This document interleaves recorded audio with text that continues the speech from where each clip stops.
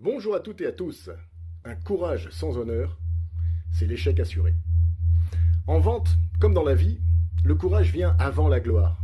Mais le courage seul ne suffit pas.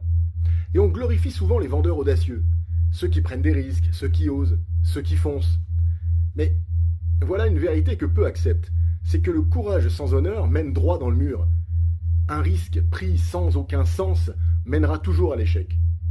Et un vendeur ne réussit pas parce qu'il ose. Il réussit parce qu'il sait pourquoi il ose.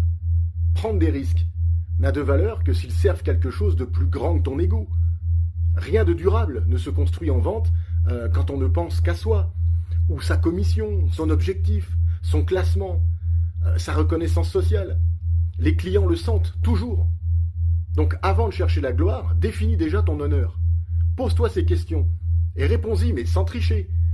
Qu'est-ce que je refuse de faire, même pour signer ? Quelles sont mes lignes rouges? Quel type de vendeur je veux être quand personne ne regarde? Qu'est-ce que je défends au-delà du chiffre?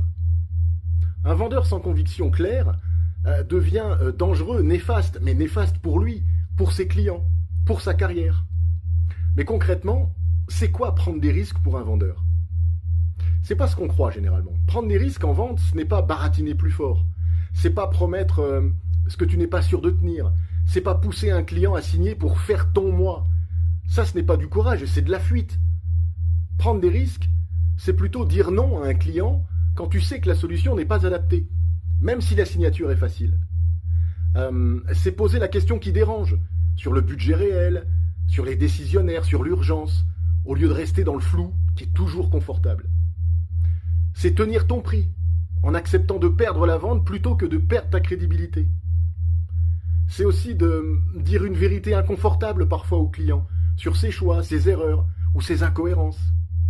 Et c'est aussi mettre fin à un cycle de vente qui n'avance pas, au lieu de t'illusionner avec un faux espoir et perdre un temps fou.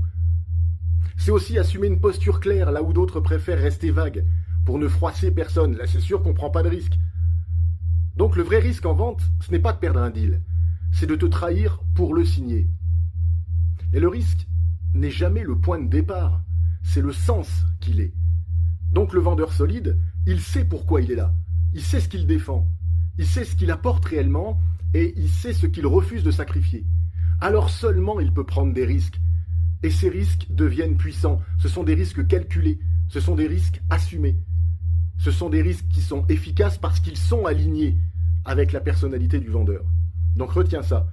Le courage attire la lumière, ça c'est clair. Mais l'honneur attire la confiance. Et en vente, la confiance bat tout.